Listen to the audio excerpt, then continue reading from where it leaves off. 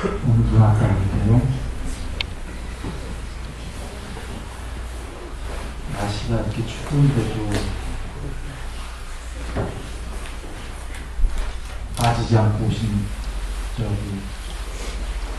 여러분께 부처님의 가피가 가득할 것이라고 믿습니다. 오늘 저희 그제에 이어서 들어가기 전에요. 칠판 잠깐 보시면 피라미드입니다.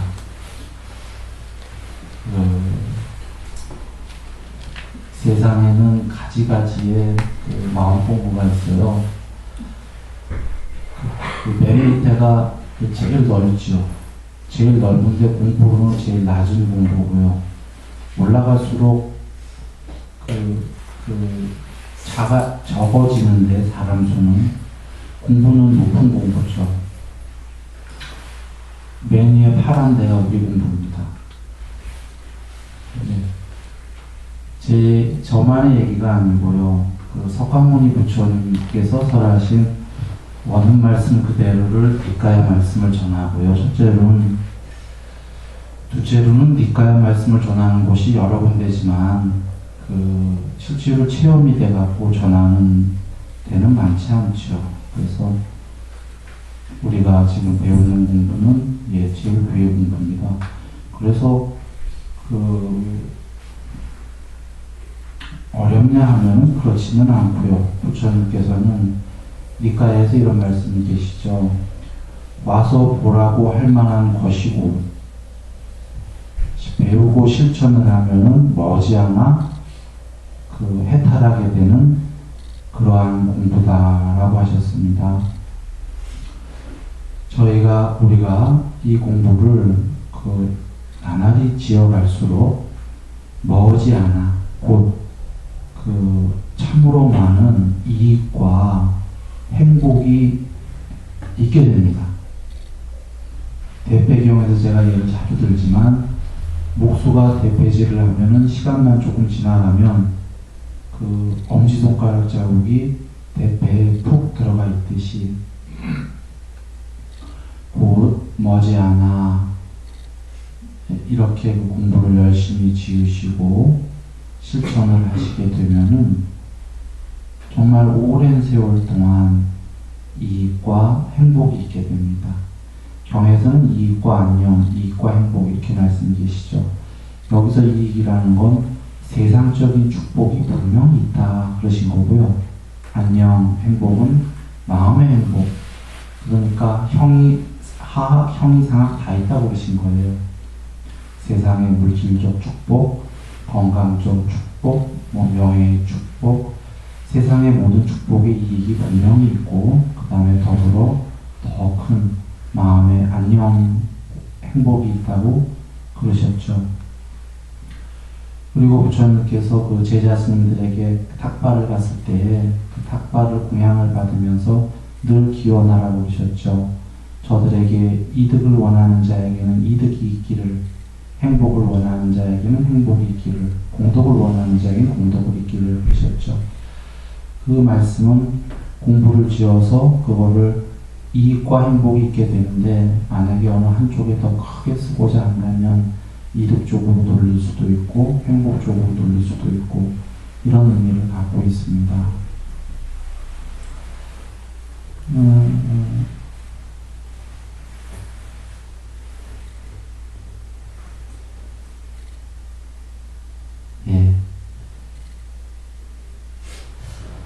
자, 오늘 어디냐면요. 오늘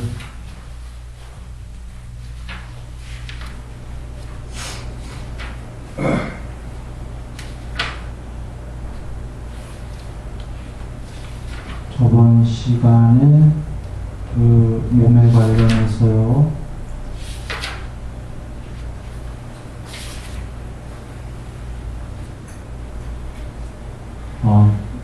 잠에서 깨어있고 말하면서 분명히 알면서 행하고 침묵하면서 분명히 알면서 행한다까지가 끝났습니다.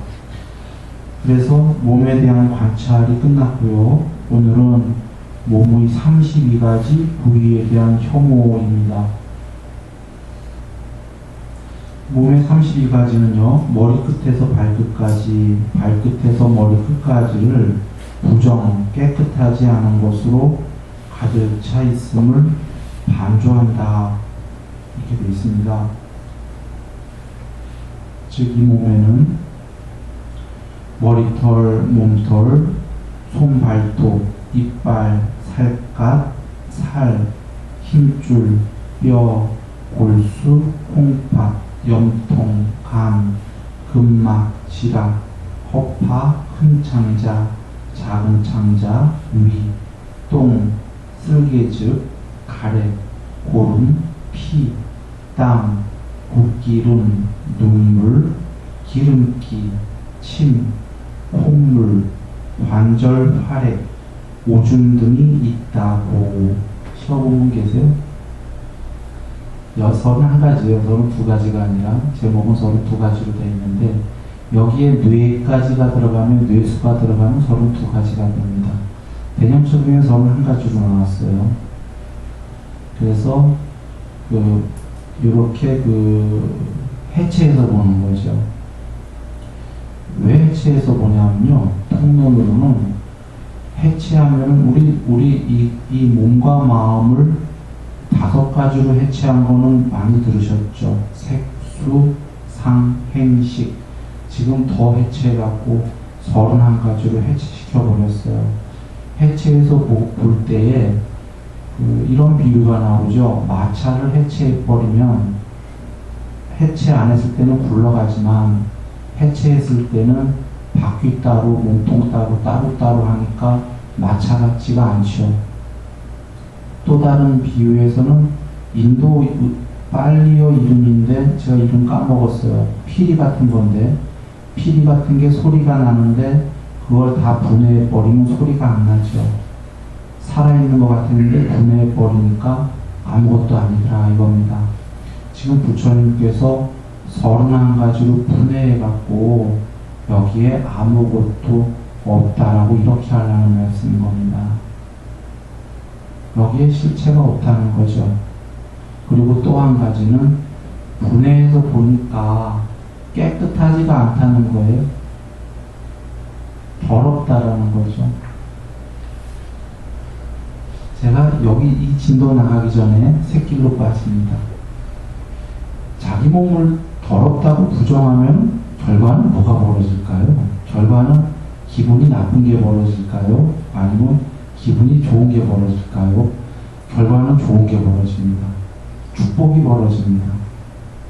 이유는요, 언뜻 보면은 자기 몸을 부정했으니까 염세 같은데, 염세랑 다른 것은요, 목적이 있기 때문이에요. 염세는 목적이 없어요. 부정 그 자체만 있을 뿐이기 때문에 염세 주의로 빠지는데, 지금 몸을 부정하는 이유는 목적이 실체가 있다는 거죠, 궁극이. 그 궁극이 드러나기 위해서 지복, 청정지복이 드러나기 위해서 지금 괴로움 덩어리인 31가지의 이거 몸을 부정하는 거거든요. 목적이 있는 수단적 부정인 거예요. 그래서 염세나 부정이 벌어지는 게 아니라 축복이 벌어집니다. 비유하면은 자동차를 새로 사게 되면 막 세차해야 되고 걱정되고 막 자동차 집을 지어줘야 되고 창고를 누가 저걸 망가뜨릴까 잠도 못 자고 이러는데 저 자동차는 그냥 쓰임이다 해버리면 걱정 없이 편하게 자듯이요. 이 몸뚱아리는 그냥 쓰임이다 하면은 걱정이 없죠. 애지중지도 안 하게 됩니다. 그리고 이 몸이 다른 상태로 곧 변해가더라도 근심 걱정이 없는 이유가 그는 이 몸이 곧 다른 상태로 변할 것이라는 것을 이미 잘 알고 있었기 때문이다 라고 전해 얘기 드렸습니다. 제가 눈 다쳤을 때도 하나도 걱정이 안 됐던 건 그 전에 이미 저는 다치고 병들고 할 거다라는 걸 알았다고 얘기 드렸죠. 31가지로 어차피 이거는 부정한 거고 머지않아 곧 죽을 것이다. 100년 안팎이다. 라고 알게 되면 그 근심 걱정이 사라지면서 축복이 벌어져요, 삶이. 그래서 얼마 전에 양평선언에 제가 오기 전에 누가 이런 질문을 했어요. 부처님께서 괴로움이다 하셨는데 축복이더라 이겁니다. 삶이 공부해보니까 이게 어떻게 된 겁니까? 하면 축복을 주장하더라고요. 그래서 제가 축복은 많은데 그렇게 얘기하면 안 된다고 그랬어요. 이유가 이것은 괴로움이다로 출발을 했기 때문에 축복의 결과가 나왔는데 과정이 그래도 또 축복이라고 여기고 다시 이것이 괴로움이다 잊어먹으면 축복이 없어져요.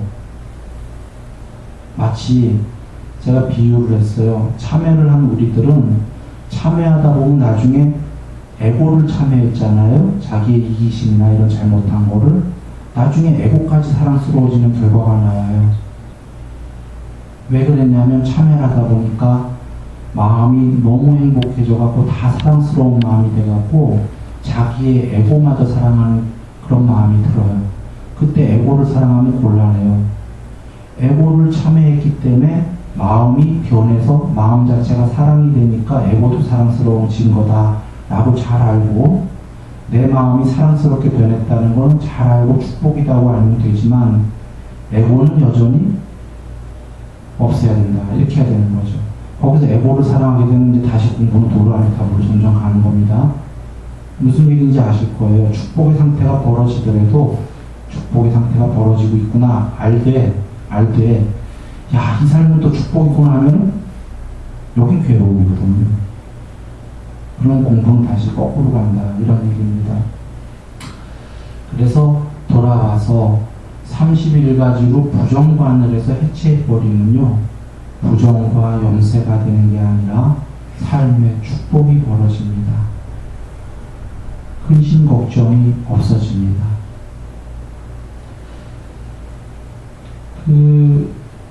이렇게 그래서 관찰하면 뭡니다. 그는 세상에 대해서 아무것도 움켜쥐지 않는다. 비구들이여 이와 같이 비구는 몸에서 몸을 관찰하며 먹는다. 지금 부정관을 하니까 세상에 대해서 아무것도 움켜쥐지 않죠. 얘가 나고 실체다 할 때에 애지중지하고 얘를 위해서 모든 것을 끌어모아야 되는데 얘가 부정이 돼버리니까 끌어모으고 뭐 할 것도 없죠. 그런데 이 말을 잘못 들으면은 혹시 세상에서는 너무 세상 그럼 못 살아간다 이럴 수 있어요. 그런데 세상도 잘 살아갈 수가 있습니다. 어떻게 잘 살아가냐면요. 비즈니스로 얘기해보죠. 이 부정관이 아니고 내가 실체다 하게 되면은 비즈니스를 하면서 근심 걱정이 끊일 날이 없어요. 세상은 늘 됐다 안 됐다 하는 여정이 있거든요. 늘 근심 걱정을 끙끙 앓아야 되는데 이것이 실체가 아니다고 여기면 비즈니스를 하고자 한다면 비즈니스를 소풍으로 할 수 있습니다. 소풍. 겁나는 게 없죠. 이것이 그 실체가 아니고 이것은 그냥 쓰임이다. 이 몽통하려 마음이 이렇게 여겼을 때 정치를 하고자 하면 정치를 잘 할 수 있습니다. 정직한 정치를 할 수가 있죠. 이 31가지의 이것이 나라고 여기고 실체라고 여기니까 국민을 괴롭히고 나를 위해서 정치를 해야 되는데 권력을 잡기 위해서 이것이 실체가 아니다라고 알게 되면은 소풍처럼 정직하게 대중을 위해서 정치할 수 있는 겁니다. 무엇 하든 자유롭게 할 수가 있어요. 자유다. 근데 한번 여겨보시면요. 100년 안팎의 삶인데 이거를 너무 애지중지하고 아끼고 이거를 위해서 근심 걱정을 날마다 하면서 사는 건 좀 그렇지 않을까요? 예.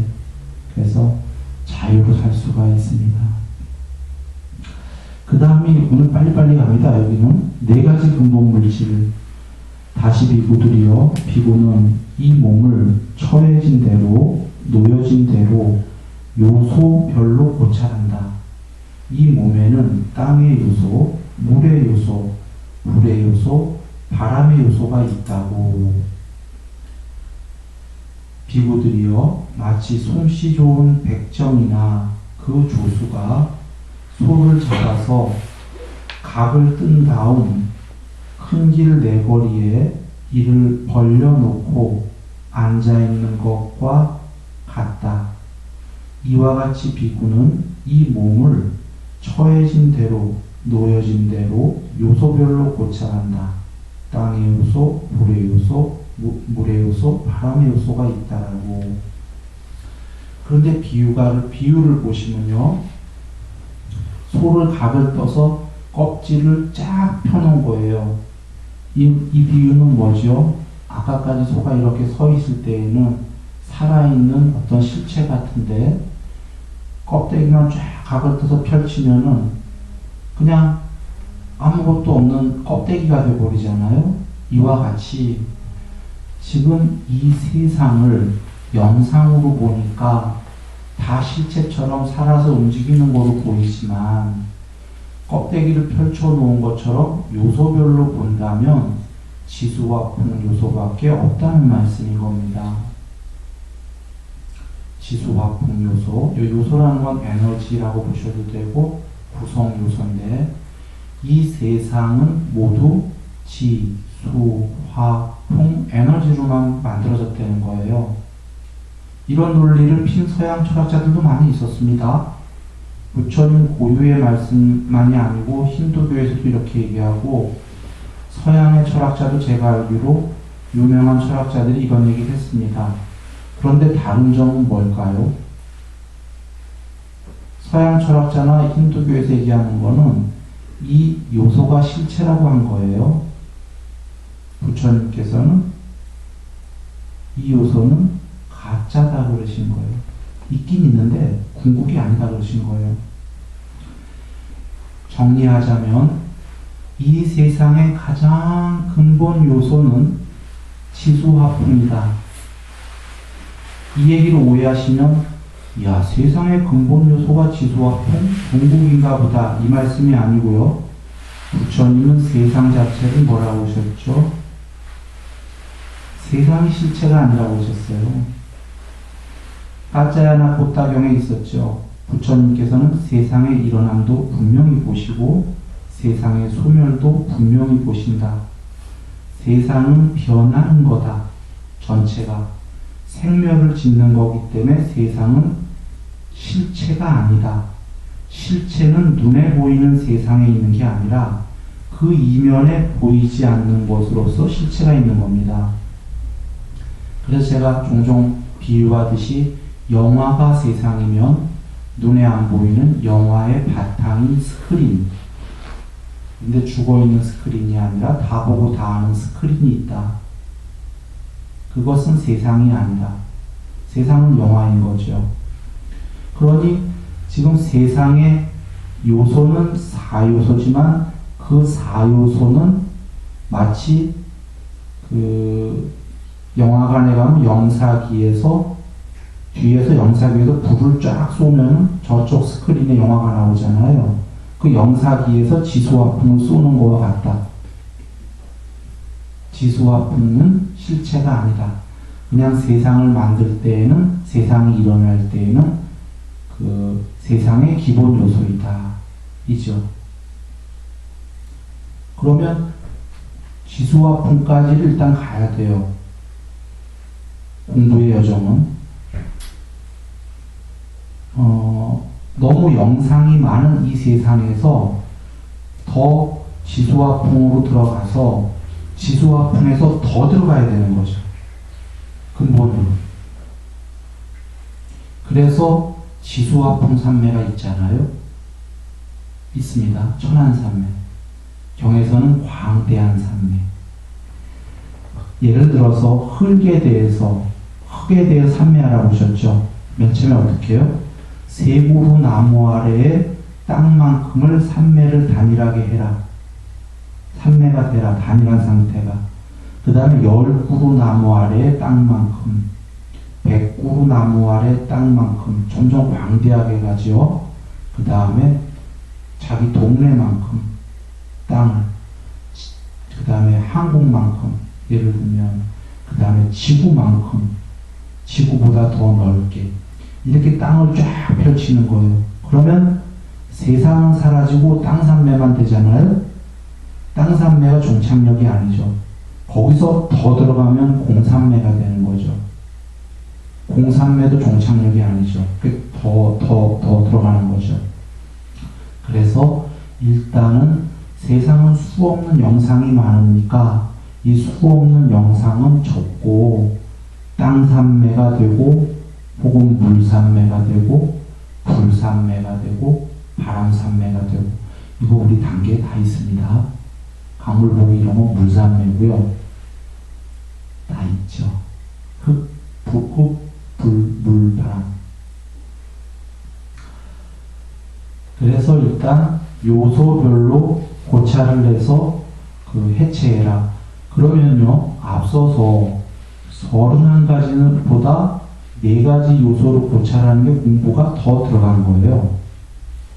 31가지는 내 몸뚱아리만 31가지로 분해시킨 거고요.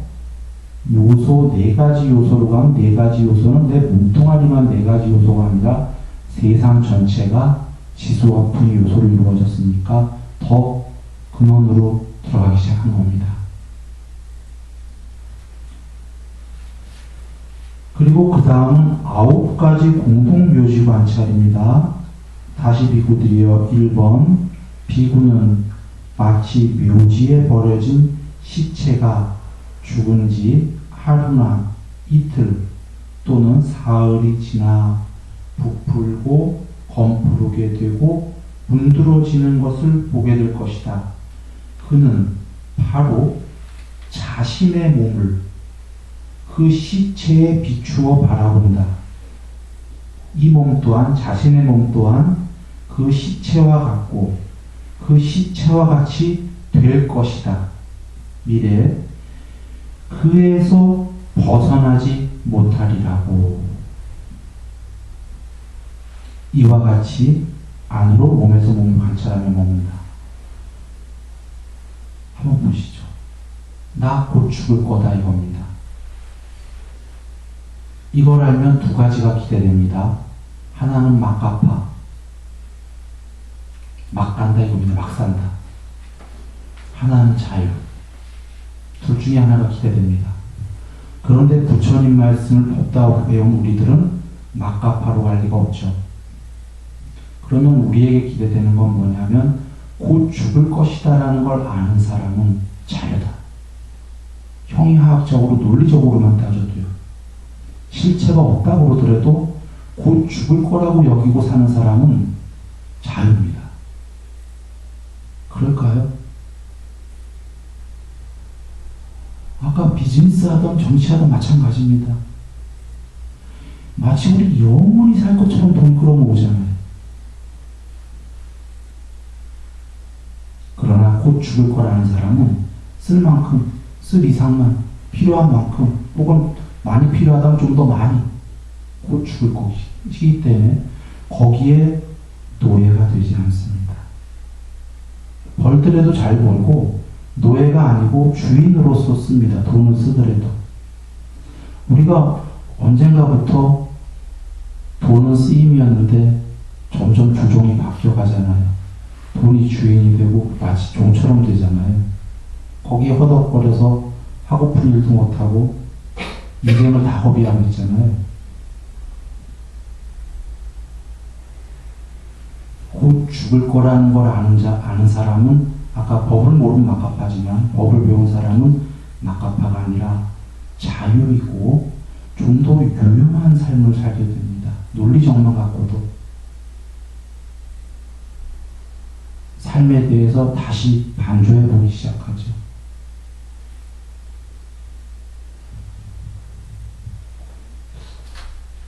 그래,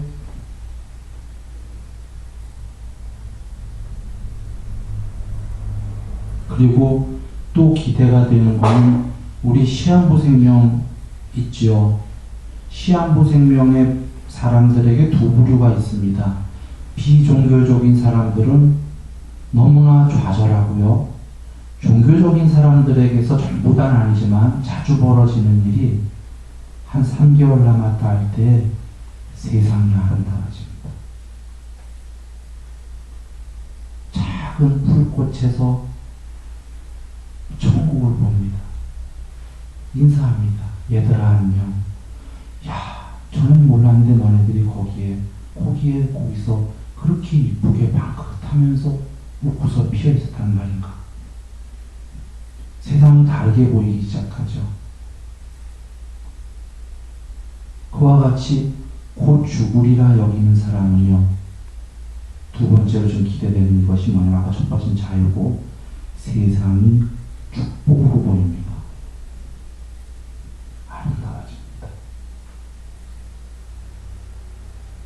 그리고 세 번째로, 제일 중요한 거죠. 세 번째로 기대되는 게, 곧 죽을 것이기 때문에, 여기서 이제 말씀하시는 제일 중요한 의미입니다. 사실은 경전에서는 이것 때문에 지금 부정한 공동묘지보라는 말씀인데, 그대도 곧 저와 같이 시체가 되리라. 늦기 전에 공부 지어라. 이 말씀인 거죠. 곧 저와 같이 시체가 될 것인데, 그래서 또 윤회를 해서 사람으로 온다는 보장도 너무나 힘든데, 지금 공부를 지어라.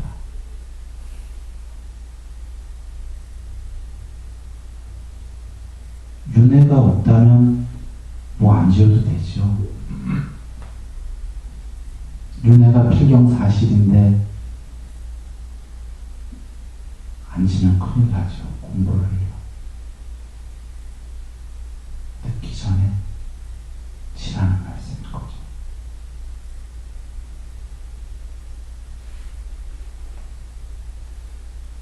우리가 그 대부분의 모든 저 피라미드의 대부분의 사람들은 죽을 때 두렵죠.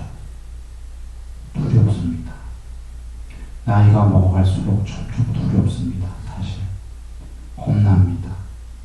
오늘 내일 육순, 칠순 넘어가면 겁납니다. 이제 언제 올지 모르니까. 비록 평균 수명이 80이라고 해도 7순 넘어가면 이제 겁나기 시작하는 겁니다. 그런데 예불문에 있듯이 공부를 지은 사람은 해탈을 못해도, 공부를 많이 지은 사람은 죽을 때 여행 가듯이 깨끗하게 준비하고 두려움 없이 죽는다는 거죠. 해탈 못했어도요.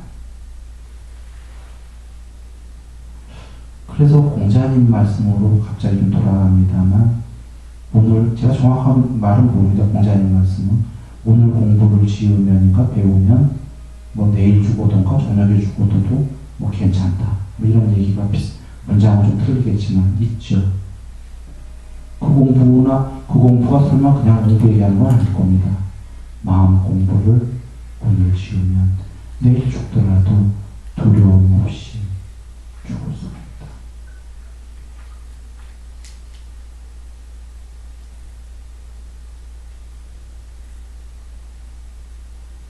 그 누군가가 우리 학교 때 배운 건데, 내일 지구가 망하더라도 오늘 한 그루에 사과나무를 심겠다.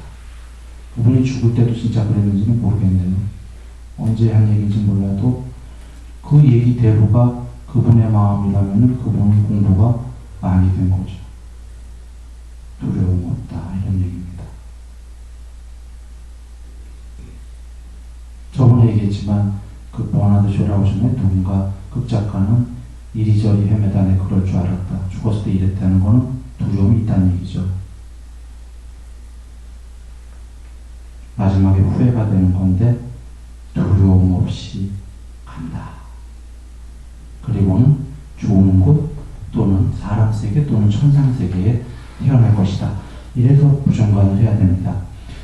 저희 이번에 인도 성지순례 가셨던 정말 훌륭한 우리 분들께서 그 와라나시, 흔히 바라나시라고 하는 강가 겐지스 강에서 보셨죠. 시체 타는 거 봤습니다. 직접 봤습니다. 죽자마자 시체를 내려왔기 때문에 시체가 굳을 시간도 없었나 봐요. 굽고 태우는 게 아니라 죽자마자 딱 그 화장터로 내려오는데 살이 아직 물렁물렁하니까 툭툭툭 떨어지는 겁니다. 태우니까 뭐 그 자리에서 타는 거 다 아주 적나라하게 보이는 거죠. 장작으로. 참 무상했었죠. 그걸 보면은 삶이 무상합니다. 그래도 그들은 윤회만을 영적인 나라이기 때문에 윤회를 믿으니까 우는 사람은 없었죠. 한 명도, 가족들이. 슬프게 우는 사람은 한 명도 없었습니다. 그냥 묵묵히 보는 거죠.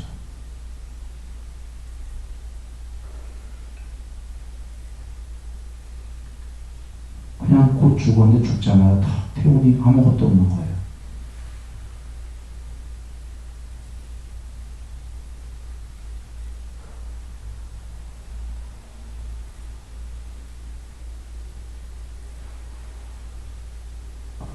저는 매스미디어를 잘 안 보기 때문에 사실 소, 돼지, 살도죽, 살처분이라고 그런가요? 몇 분이 오셔서 불쌍하다고 얘기하셨는데 별로 와닿지 않게 몰랐어요. 오늘 봤어요. 오늘 인터넷에서. 정말 무참하대요. 불쌍하고. 그리고 특히 어린 가축들. 그걸 보면서 영의 니가에 그 말씀이 계시거든요. 동물로 태어나지 마라. 그냥 오늘 모가지 댕강, 내일 모가지 댕강, 댕강. 달고로 태어나면 닭고기, 댕강. 무참하게 목 잘리는 거거든요. 그 살도 죽인가 거기서 보니까 아기 돼지들.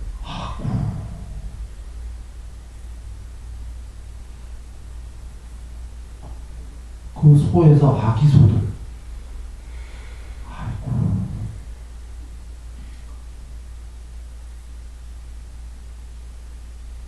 동물로 나오면 안 되겠다 이렇게 생각했어요. 참 비참하구나. 특히 동물 중에서도 가축으로 나오면 안 되겠다 생각을 했어요. 먹히는 가축. 애완용 말고요. 애완용은 개하는데 애완용은 가축이라고 안 하죠. 동물은 하더라도 자연에 나야죠. 그거 가축. 그러니까 동물로 났을 때의 그 가축형의 잡아먹기도 이거로 나오는 최악인 것 같더라고요. 동물 중에.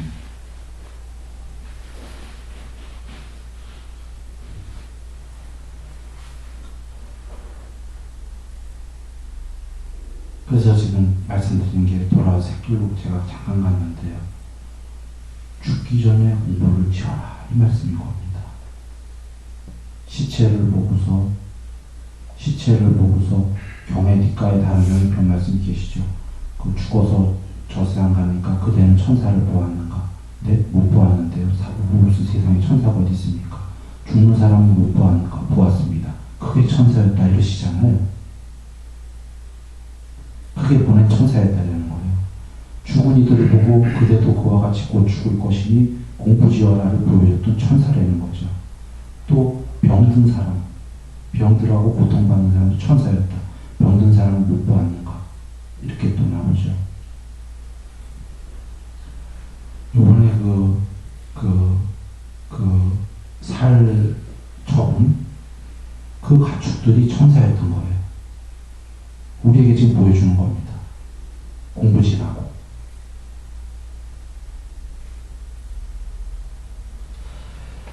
예. 두 번째는요, 비쿠는 마치 묘지에 버려진 시체를 까마귀 떼가 달려들어 마구 쪼아먹고, 솔개무리가 쪼아먹고, 독수리 떼가 쪼아먹고, 개떼가 뜯어먹고, 자칼들이 뜯어먹고, 별의별 벌레들이 다 달려들어 파먹는 것을 보게 될 것이다. 그는 자신의 몸을 그에 비추어 바라본다. 이 몸 또한 그와 같고 그와 같이 될 것이며 그에서 벗어나지 못하리라고. 그래도 여기는 지금 다 죽은 다음이에요. 아까 제가 예를 든 정말 가축 이렇게 나오지 말아야 되는 게, 그 인터넷 보니까 산채로 그렇게 하더만요. 산채로. 지옥이죠. 굉장히 괴로웠을 거예요. 살아서 그랬기 때문에. 예. 여기 지금 조장도 나왔고, 두 번째는 개떼에게 짝하게 뜯어먹힌 게 같이 다 나왔습니다. 앞에는 독수리 까마귀 떼가 쪼아먹고, 이번에 오기 전에 양평에서 공부하시는 분 직접 봤대요. 티벳에서. 그것도 함부로는 아무나 못 보게 안 됩니다. 근데 어느 친분 있는 어떤 그 법왕인가 분이랑 해서 그걸 가서 봤대요. 직접. 그 죽은 다음에 그 저기 저면 이렇게 그냥 먹으라고 주는 게 아니래요. 다 잘라낸대요. 먹기 좋게. 그래 얼른 정하니까. 그렇게 하고 던진답니다. 그것도 한 구씩 가죽, 시체 한 구씩 가져가는 게 아니래요. 한 번에 좀 모아갖고 이렇게 하고 뭐 그런다고 그러는데, 이거 보면 정말 이거 굉장히 우리 두려움이 있을 거예요. 조장은 별로 그분은 감흥이 없었다고 그러는데, 조장은 그럴 수 있을 것 같은데, 지금 개떼한테 뜯어먹히고 자칼한테 뜯어먹히고 이러는 거 보면은 막 메스껍지 않을까요? 개떼나 자칼이 막 그 사람을 뜯어먹으면. 그래서 이렇게 곧 죽으리라고.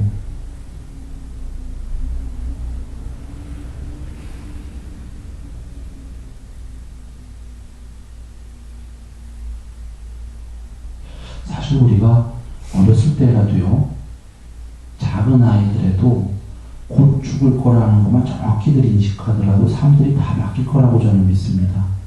근데 우리는 참 묘한 게요, 나이가 들어도 머리로는 꼭 아는데 죽을 거라는 걸 내일같이 생각 안 해요. 나의 일같이.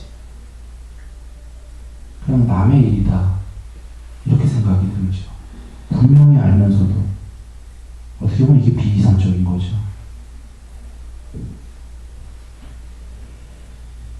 그 세 번째는요, 다시 비구들이여, 비구는 마치 묘지에 버려진 시체가 해골이 되어 살과 피가 묻은 채 힘줄에 얽혀 서로 이어져 있는 것을 보게 될 것이다.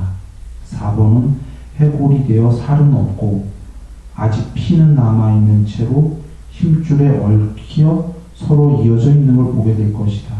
5번, 해골이 되어 살도 피도 없이 힘줄만 남아 서로 이어져 있는 것을 보게 될 것이다. 6번, 백골이 되어 뼈들이 흩어져서 여기에는 손뼈, 저기에는 발뼈, 또 저기에는 정강이뼈, 저기에는 넓적다리뼈, 저기에는 엉덩이뼈, 저기에는 등뼈, 저기에는 갈비뼈, 저기에는 가슴뼈, 저기에는 살뼈, 저기에는 어깨뼈, 저기에는 목뼈, 저기에는 턱뼈, 저기에는 치골, 저기에는 두개골 등이 사방에 널려있는 것을 보게 될 것이다. 그는 자신의 몸을 그에 비추어 바라본다. 이 몸 또한 그와 같고 그와 같이 될 것이며 그에서 벗어나지 못하리라고. 뒤로 갈수록 조금 저희가 비참해 보이진 않죠. 이제 막 흩어지고 뼈가 되고 이렇게 되는데, 그런 거는 보게 되면 이제 무상함을 더 느끼겠죠. 아, 삶이 참 무상하구나, 이렇게 느껴서 생멸을 짓는 걸 떠나라는 말씀입니다. 부처님께서 불사의 문은 열렸다 이러셨죠. 불생불멸의 궁극의 문을 열어놓았으니 지금 이 삶에서 그 법을 쫓아 실천해서 궁극이 되어라. 만약 궁극이 못 되더라도 좋은 곳 또는 천상세계 이상으로 나날이 항상 일로 가지 악초로는 떨어지지 말아라 그러신 거죠. 부처님 법을 실천하게 되면은 악초로는 떨어지지 않는 겁니다. 다시 비구들이여, 비구는 7번입니다. 마치 묘지에 버려진 시체가 백골이 되어 뼈가 하얗게 변하여 조개 껍질 색깔처럼 된 것을 보게 될 것이다. 8번, 백골이 되어 단지 뼈무더기가 되어 있는 것을 보게 될 것이다. 9번, 그 백골이 해를 넘기면서 사가 가루가 된 것을 보게 될 것이다. 그는 자신의 몸을 그에 비추어 바라본다. 입는도 또한 그와 같고 그와 같이 될 것이며 그에서 벗어나지 못하리라고. 이와 같이 안으로 몸에서 몸을 관찰하면 머문다. 혹은 밖으로 몸에서 몸을 관찰하면 머문다. 혹은 안팎으로 몸에서 몸을 관찰하면 머문다. 혹은 몸에서 일어나는 현상을 관찰하며 머문다. 혹은 몸에서 사라지는 현상을 관찰하며 머문다. 혹은 몸에서 일어나기도 하고 사라지기도 하는 현상을 관찰하며 머문다. 혹은 그는 몸이 있구나 라고 객관적으로 보는 거죠. 사띠를 잘 확립하나니 지혜만이 있고 사띠만이 현존할 때까지 이제 그는 어디에도 의지하지 않고 머문다. 그는 세상에 대해서 아무것도 움켜쥐지 않는다. 세상을 초월했기 때문입니다. 비구들이여, 이와 같이 비구는 몸에서 몸을 관찰하며 머문다. 몸에 대해서 관찰이 끝났어요. 처음에 31가지 해체가 나왔고 4가지를 지수와 궁으로 요소별로 고찰이 나왔고 그 다음에 9가지 시체이자 뼈, 해골, 공동묘지의 관찰이라는 부정관이 여기서 이제 끝났습니다. 예, 좀 스피디하게 가고 있습니다. 느낌의 관찰. 비구들이요, 이제 느낌입니다. 어떻게 비구가 느낌에서 느낌을 관찰하며 머무는가? 비구들이요, 여기 비구는 즐거운 느낌을 느끼면서 즐거운 느낌을 느낀다고 꿰뚫어한다. 괴로운 느낌을 느끼면서 괴로운 느낌을 느낀다고 꿰뚫어한다.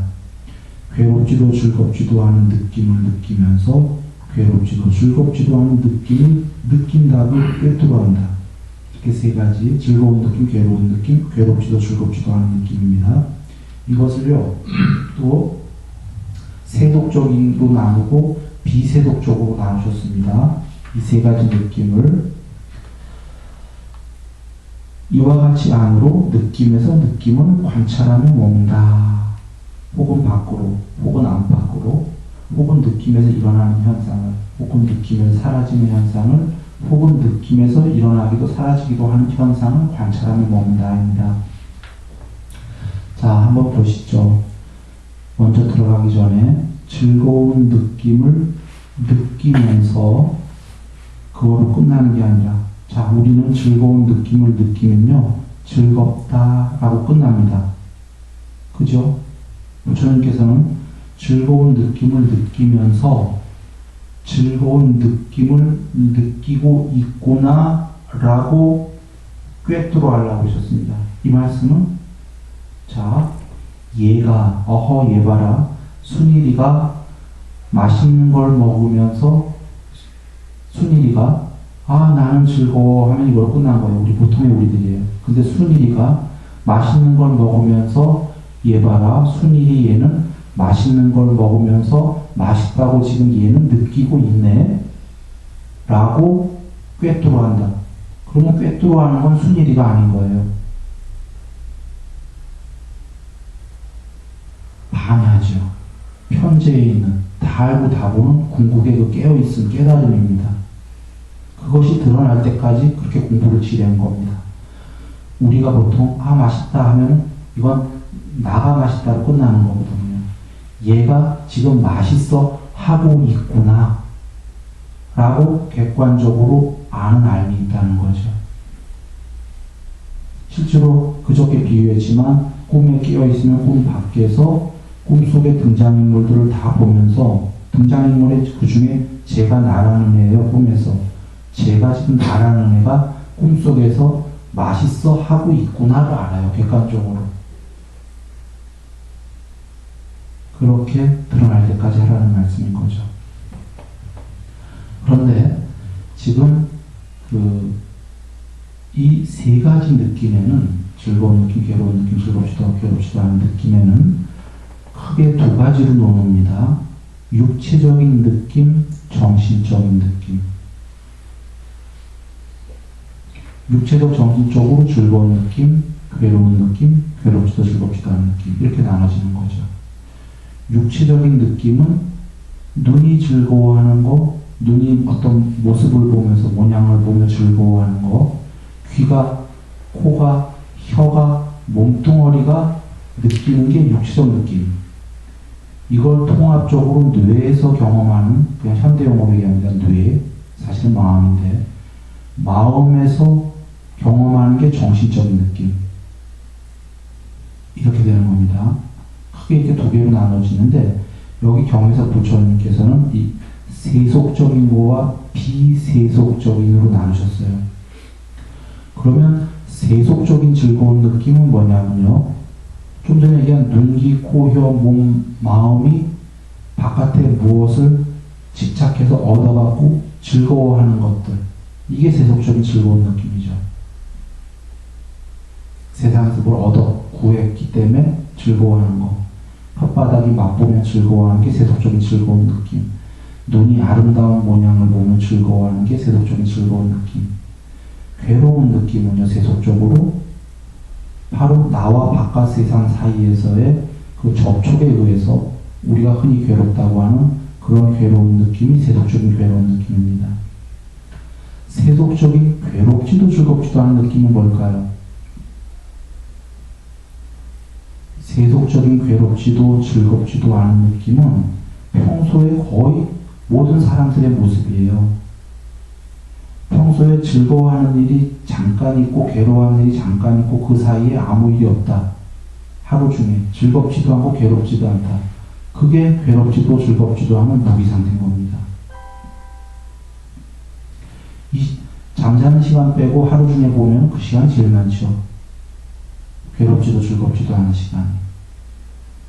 이거 안 좋은 시간이에요. 보통은 그건데 또는 세속적인 괴롭지도 즐겁지도 않은 느낌은 그냥 평온한 느낌도 괴롭지도 즐겁지도 않은 느낌이 세속적이라고 합니다. 예를 들면은 휴가를 가서 좀 한가롭다. 평온하죠. 그때 뭐 딱히 괴롭지도 즐겁지도 않은데 그냥 평온하다. 한가로워서.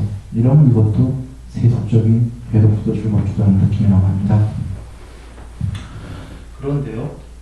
그런데요, 비세속적인 즐거운 느낌은 뭐냐면요, 삶에서 오는 즐거운 느낌, 행복, 지복이죠. 부처님께서 세상에서 오는 아까 감각적 욕망의 세속적인 즐거운 느낌은 초선에 비할 바가 못된다. 초선은 감각적 욕망의 세속적 즐거운 느낌보다 훨씬 더 즐겁고 행복하다. 이선은 초선보다 더. 이렇게 해서 계속 삼매가 되면 지복이라고 그러셨죠. 그러시면서 경에서 그런데 상수멸, 열반도, 상이 멸애고 느낌이 모두 멸한 상수멸도 궁극의 지복이다. 이러셨어요. 그런데 여기서 외도들이 아마 이런 질문을 할 것이다. 석가모니 부처님께서는 느낌도 멸했다고 하시면서 지복을 천명한다. 이건 모순이다.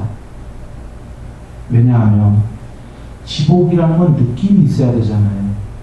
근데 느낌도 소멸했는데 또 지복이라고 한다고 외도들이 비난할 거라는 거죠. 그런데 부처님께서는 이렇게 말씀하시죠. 느낌이 완전히 없어진 건 가엾는 궁극의 지복이다. 이게 이해가 잘 안 되시죠? 느낌이 있어야 지복을 알 것 같잖아요. 그렇지가 않다. 이런 모든 느낌이 사라져서 어제도 그제 잠에서 깨어있는 거 얘기 드렸는데 잠에서 깨어있는 건 거기에는 빛도 없고 어둠도 없고 마음은 일체도 없어요. 누가 와서 몸뚱아리 찔러도 모른다고 그랬잖아요. 그러니 무슨 느낌이 있겠어요? 근데 제가 지복이라고 얘기 드렸어요. 불멸이고 지복이다. 느낌이 아니에요. 말로는 표현할 수가 없는데 그 상태에서 나는데 그건 느낌으로 온 지복이 아니에요. 가엾는 지복이다. 말할 수가 없다. 그건 느낌으로 온 게 아니에요. 마음도 없는데 느낌이 있을 수가 있나요? 몸통아리도 찔러도 모르는데.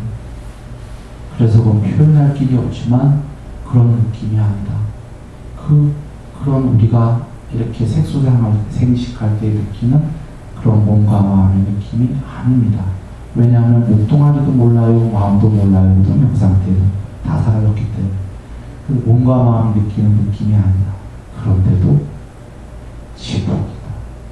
지복이라는 단어는 너무나 불충분한데 그 단어밖에가 우리가 사용하는 게 없기 때문에 차용한 것뿐이지 지복이라는 단어는 너무나 부족한 거죠. 그 상태는. 그래, 비세속적인 즐거운 느낌은 그겁니다. 비세속적인 괴로운 느낌은요,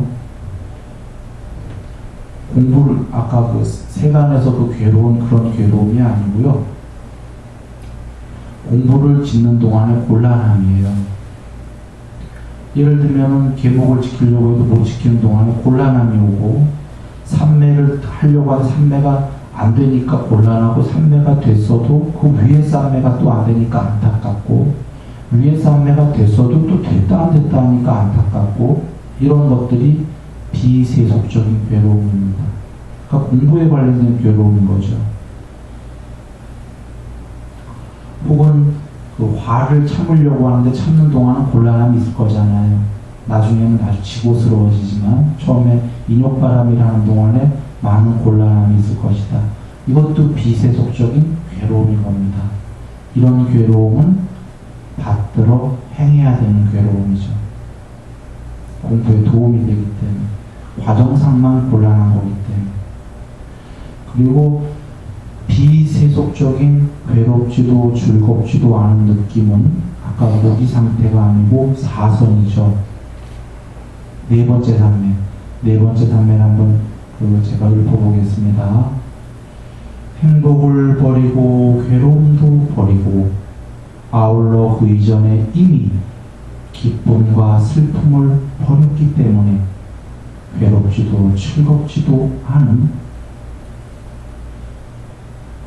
싹띠가 현전하여서 청정한 제 사선에 들어먹는다. 아까 세속적인 괴롭지도 즐겁지도 않은 그런 나쁜 쪽이 아니고요. 이것은 행복도 버리고 괴로움도 버렸기 때문에 괴롭지도 행복하지도 않다 이런 거고요. 가히 없는 지복이라는 겁니다. 이유는요, 행복의 동전의 양면 반대쪽이 괴로움입니다. 행복을 추구하는 동안은 괴로움이 있습니다. 행복이 있으면 괴로움은 꼭 있습니다. 행복도 괴로움도 A와 안 A를 둘 다 버리게 되면 그건 지복입니다. 원으로 본다면 반쪽이 행복이고 반쪽이 괴로움이다. 행복이 있는 한은 괴로움이 있다. 괴로움이 있는 한은 행복이 있다. 늘 오간다. 들뜸과 후회로 둘 다를 초월하게 되면 가려없는 궁극이 된다는 거죠. 그런데 처음부터 사선을 할 수는 없는 거죠. 그 삶에서 충분히 훌륭하게 잘 살고 많은 재물을 모으고 많은 명성을 얻고 어떤 회 중에 들어가도 떳떳하고 죽을 때 여행같이 깨끗하게 준비하고 죽고 죽자마자 천상세계에 태어난다라는 그 부처님께서 살아서 계목을 어느 정도만 지켜도 이게 된다고 하셨죠. 그리고 계목을 어느 정도 지킨 다음에 삼매를 해야 되는 거죠. 삼매를 하게 되면 초선에서 희열과 행복이 넘칩니다. 더 높은 이선을 하게 되면 더욱더 넘칩니다. 더 높은 삼선을 하게 되면 희열과 행복은 없어지고 몸과 마음으로 행복하다. 몸과 마음으로 너무 행복하다. 거기서 사선을 가는 겁니다. 사선에서 어떤 행복을 버리냐면 세상의 행복을 버리는 것을 넘어서서 삼선에 너무 행복하다도 버리는 겁니다. 그러면 가없이 고요해지는 거죠. 행복을 버리니까 괴로움은 저절로 버려지는 겁니다. 아울러 그 이전에 이미 앞서서 과거에 기쁨과 슬픔이라는 진폭이 큰 행복과 슬픔은 옛날에 버렸다. 이미. 그래서 더 이상 괴롭지도 즐겁지도 않은 지구하고 정정한 제4선에 들어옵니다. 이게 비세속적인 즐거움입니다. 그런데요, 비세속적인 즐거움인 4선에 들라가 아니에요. 여긴요. 4선은 뒤에 삼매할 때 나왔습니다. 4선에 들어서 4선에 든 거를 단순히 4선에 들었으면 삼매입니다. 4선에 든 것을 관찰해라. 지금 그 말씀인 거죠. 4선에서의 느낌을, 지고의 느낌을 관찰해라. 이렇게 되면 어떻게 되는 거죠? 삼매도 돼 있고 윗바사나도 있는 거죠. 삼매와 윗바사나가 만난 거죠, 드디어.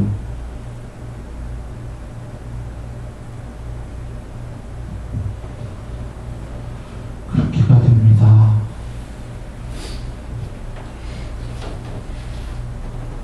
이렇게 그 느낌 관찰이 끝났고요. 5분 쉬었다가 마음 관찰하겠습니다.